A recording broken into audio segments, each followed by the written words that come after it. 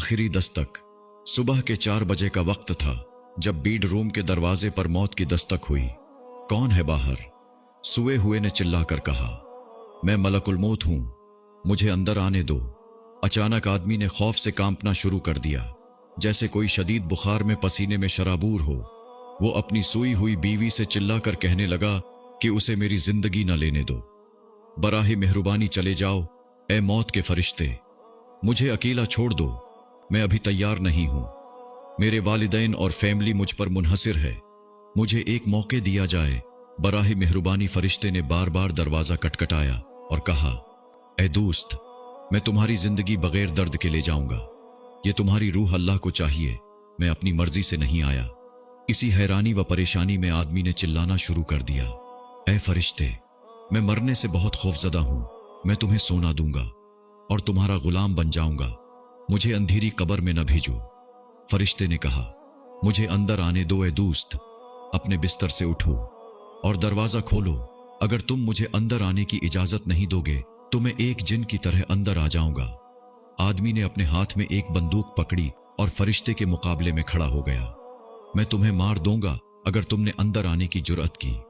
अब फरिश्ता कमरे के अंदर था, कहने लगा, मौत के लिए तैयार हो जाओ दोस्त। बेवकूफ आदमी, फरिश्ते कभी मरते नहीं। अपनी बंदूक नीचे फेंक दो और चिल्लाओ नहीं। मुझे बताओ तो सही, तुम क्यों खौफजदा हो अल्लाह के मंसूबे के मुताबिक मरने के लिए? फरिश्ते ने कहा, मेरी तरफ देखकर मुस्कुराओ और रू नहीं, अल्लाह की तरफ खुशी खुशी जाओ। ए फरिश्ते, मेरा सर शर्म से झुका हुआ है, मेरे पास अल्लाह का नाम लेने का टाइम न था।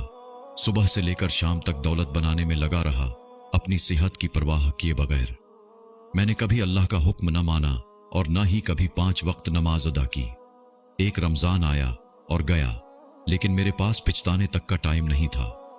हज मुझ पर पहले से ही फर्ज था, लेकिन मैंने अपनी रकम उस पर खर्च न की।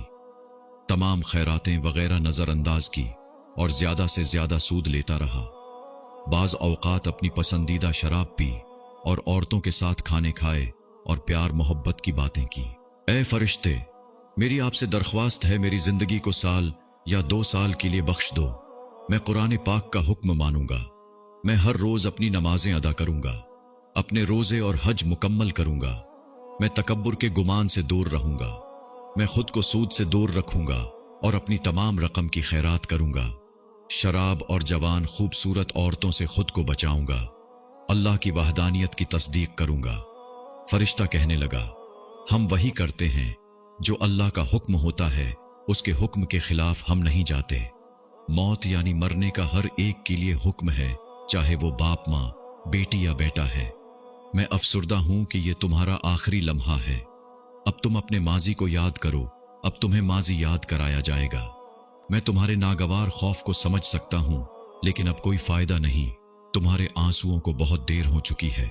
तुमने अपने वालिदैन का हुक्म न माना, भूखे फकीरों को दुत्कारा बजाए, बहुत से लोगों को मुसलमान बनाने के तुमने अपने बच्चों को गैर मुस्लिम बना दिया।